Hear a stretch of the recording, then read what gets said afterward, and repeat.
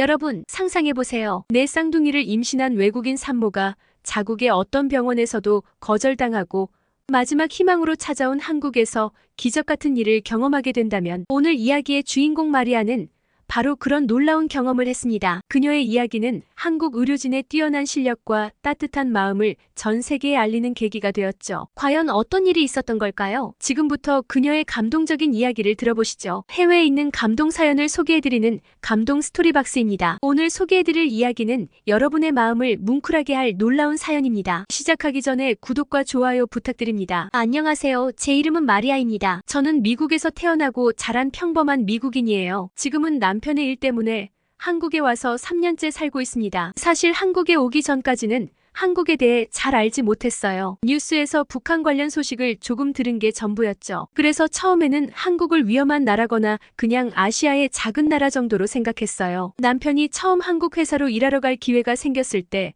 저는 정말 많이 고민했어요. 잘 알지도 못하는 나라에서 과연 잘 살 수 있을까 하는 걱정이 컸죠. 그때까지만 해도 저는 미국이 세상에서 제일 살기 좋은 나라라고 생각했거든요. 그래서 남편에게 당장은 결정하기 어렵다고 말했어요. 남편은 제 의견을 이해해 주었고 그때는 한국에 가지 않기로 했습니다. 하지만 제가 한국으로 오게 된 결정적인 이유는 따로 있었어요. 그건 바로 아기였죠. 남편과 저는 아기를 갖기 위해 정말 많은 노력을 했어요. 건강관리도 열심히 하고 좋은 약도 먹었지만 아기는 쉽게 찾아오지 않았어요. 얼마나 많이 울었는지 몰라요. 남편도 저도 건강하고 몸에 아무런 이상이 없다고 하는데도 아기가 생기지 않으니 누구를 원망해야 할지 모르겠더라고요. 의사 선생님은 우리가 둘 다 젊고 건강하니 천천히 기다려보자고 하셨지만 매달 확인하는 실패 소식에 저와 남편은 끝없는 슬픔에 빠졌어요. 다행히 부모님들은 아기가 없어도 우리가 행복하게만 살면 된다고 위로해 주셨어요. 하지만 워낙 아이들을 좋아했던 저와 남편은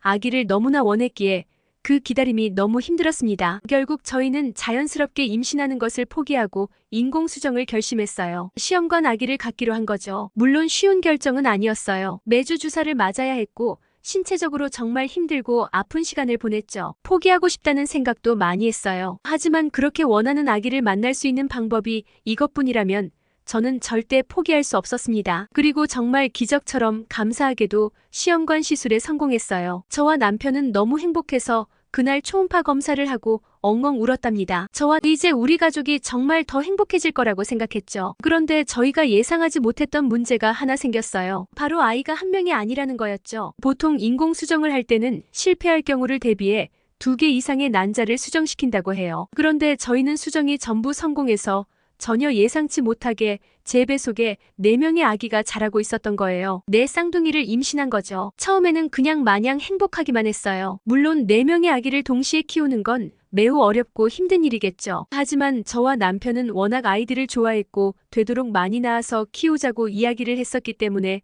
몸은 고생하겠지만 내 쌍둥이 아기들은 저희에게 그저 4배의 축복으로 느껴졌어요. 남편도 재택근무를 알아보면서 적극적으로 아기들을 키울 준비를 하고 있었죠. 그렇게 행복한 마음으로 아기를 낳을 날만 기다리고 있었어요. 하지만 시간이 지나고 출산 예정일이 다가오면서 저희는 충격적인 소식을 듣게 됐어요. 산부인과에서 저희에게 말했어요. 죄송합니다만 이 병원에서는 아기들을 낳을 수 없습니다. 저는 너무 놀랐어요. 첫 초음파 검사부터 쭉 다녔던 산부인과인데 아기를 낳을 수 없다니요. 이게 대체 무슨 말인지 이해할 수가 없었어요. 의사 선생님은 미안한 얼굴로 설명해 주셨어요. 내 쌍둥이를 모두 낳는 건 너무 위험한 일이라서 그 병원에서는 할 수 없다고요. 저는 처음에 의사 선생님이 아기를 낳는 과정에서 위험성이 크다고 말씀하시는 줄 알았어요. 하지만 그게 다가 아니었어요. 미국의 병원들은 거의 대부분이 국가가 개입하지 않고 개인적으로 운영되는 병원이에요. 그러다 보니 작은 감기로 인해 의사를 단 몇 분 동안 만나는 것조차도 많은 돈을 내야 해요. 심지어 상처에 붙이는 밴드나 연고 같은 것들도 가격이 비싸죠. 저는 다행히 미국인이고 미국인이 받을 수 있는 의료보험 같은 혜택을 받으면서 살았기 때문에 어릴 때부터 그때까지는 그런 면에서는 걱정을 할 일이 없이 살았었어요. 그런데 이게 아기들을 낳으려니 문제가 된 거예요. 병원들은 개인적으로 운영되는 곳이고 혹시라도 제가 4명의 아기들을 낳다가 무슨 일이 생길 경우 병원의 평판에 흠이 되는 일이 되는 거잖아요. 그러니 위험성이 있는 저희 출산은 맡아줄 수가 없다는 거였죠. 처음에 그 말을 들은 저와 남편은 화가 났어요. 의사들이 어쨌든 책임을 져줘야 한다고 생각했거든요. 의사들이 그러라고 공부하고 배운 거잖아요. 그러나 그 산부인과에서는 끝끝내 저와 4명의 아기들을 받아줄 수가 없다고 했고 저와 남편은 결국 다른 병원들을 찾아보아야 했습니다. 처음에는 대수롭지 않게 생각했어요. 그냥 저 산부인과의 의사들이 능력이 없는 거겠지. 우리 아기들을 태어나게 해줄 병원이 있을 거야. 얼마든지 더 좋은 병원들이 있을 거야 라고 생각하면서 다른 병원들을 찾아다녔습니다. 하지만 이내 저와 남편은 매우 당혹스러운 상황에 놓이게 되었어요. 다른 병원들을 찾아가도 한결같이 첫 병원과 똑같은 말을 하면서 저와 4 쌍둥이 아기들을 받아줄 수가 없다고 그러더라고요. 정말 죄송하지만 위험성이 너무 높다. 혹시라도 잘못되면 저뿐만 아니라 병원에도 아주 큰 위험으로 돌아올 수 있다라는 말을 하면서 사과와 함께 저와 남편을 내보내곤 했습니다. 그때서야 저는 생각했어요. 미국이라는 나라의 의료 상태를 다시 보게 된 거죠. 의사들이 환자들의 상태보다는 자신들의 이익만 생각하면서 이기적으로 환자들을 차별한다는 생각을 하게 되었어요. 처음으로 이 나라에서 태어난 것이 원망스러울 정도였습니다. 아기 출산 날짜는 하루하루 다가오는데 저희는 여전히 병원을 찾지 못했어요. 4 쌍둥이를 그렇다고 집에서 낳을 수도 없는 일이었죠. 눈물로 하루하루를 보내면서 이제 어떡하지? 우리 아기들 어떡하지 하며 남편과 함께 방법을 찾아 헤맸습니다. 그런데 어느 날 저에게 대학교 시절 친구가 찾아왔어요. 친구는 대학교를 졸업하고 한국 여행을 갔다가 영화처럼 만난 한국 남자와 결혼해 한국에 살고 있었죠. 그런데 어머니 생신을 기념해서 오랜만에 미국으로 돌아온 것이었어요. 제가 그토록 원하던 임신을 했다는 소식을 듣고 축하해주러 선물을 들고 찾아온 친구는 어두운 표정의 저를 보고 깜짝 놀랐습니다. 그렇게 원하던 아기를 한꺼번에 4명이나 가졌는데 왜 그렇게 얼굴이 슬퍼?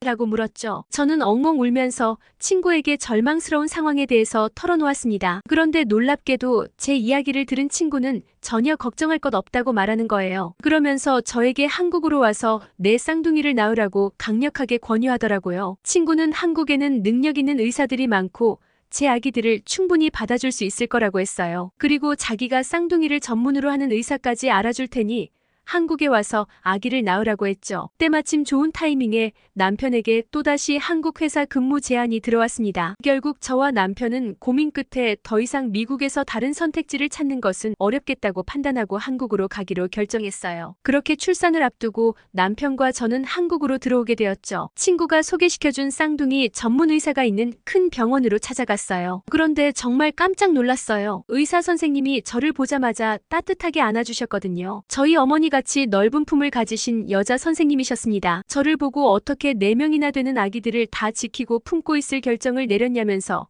정말 존경한다고 하시면 저를 꼭 안아주시면서 잘했다, 잘 견뎠다고 해주시더라고요. 그 말을 들은 저는 눈물을 쏟을 수밖에 없었습니다. 미국 병원에서는 모든 의사들이 제 소중한 아기들을 무슨 폭탄 취급하면서 위험한 존재들로 취급했어요. 그러나 한국 병원의 의사 선생님은 아기들은 무조건 지켜져야 할 소중한 존재들이고 그 아기들을 위험 속에서도 지킨 제가 아주 훌륭한 엄마라고 해주셨어요. 저도 남편도 정말 큰 감동을 받았습니다. 의사 선생님께서는 미국 병원에서는 한 번도 경험하지 못했던 친절함으로 하나하나 차근차근 모든 과정을 이끌어 주셨어요. 일단 아기들이 4명이나 되기 때문에 다른 아기들보다 빠른 시기에 수술을 해서 꺼내야 한다고 했습니다. 그리고 아기들이 다른 아기들보다 일찍 나왔기 때문에 보통 아기들보다 오래 병원에서 지켜보고 괜찮은지 상태를 봐야 한댔죠. 위험할 수도 있는 일이었지만 그래도 최선을 다해 아기들을 지켜주시겠다고 약속하셨어요. 그렇게 저는 제 가족이라고는 남편밖에 없었지만 낯선 땅에서도 안심하고 아기를 낳을 준비를 할 수 있었습니다. 심지어 4 쌍둥이를 임신한 엄마가 이사 왔다는 이야기가 퍼지자 저와 남편이 들어간 아파트에서 얼마나 많은 선물을 보내주셨는지 몰라요. 아파트에서 살던 아기를 키우는 다른 엄마들도 선물들과 본인들이 사용하던 깨끗한 아기용품들을 정말 많이 가져다 주었죠. 그리고 아기를 한꺼번에 4명이나 키우려면 기저귀도 얼마나 많이 들겠냐면서 기저귀를 10박스나 사다 주신 아저씨도 계셨습니다. 미국에서 눈물로 걱정하던 저는 그렇게 4명의 아기들을 무사히 낳을 수 있었어요. 물론 정말 큰 수술이었습니다. 병원에서 엄청 많은 의사 선생님들과 간호사 선생님들이 제가 아기를 낳는 걸 도우시고 모이셨다고 들었어요. 다른 아기들 낳을 때와 비교하면 시간도 많이 걸렸고요. 그러나 모든 선생님들은 그 모든 시간 동안 한 번도 힘든 표정 없이 너무 친절하게 저를 응원해 주시고 안심할 수 있도록 도와주셨습니다. 그리고 제가 정말 한국병원 선생님들께 너무 큰 감동을 받았던 것은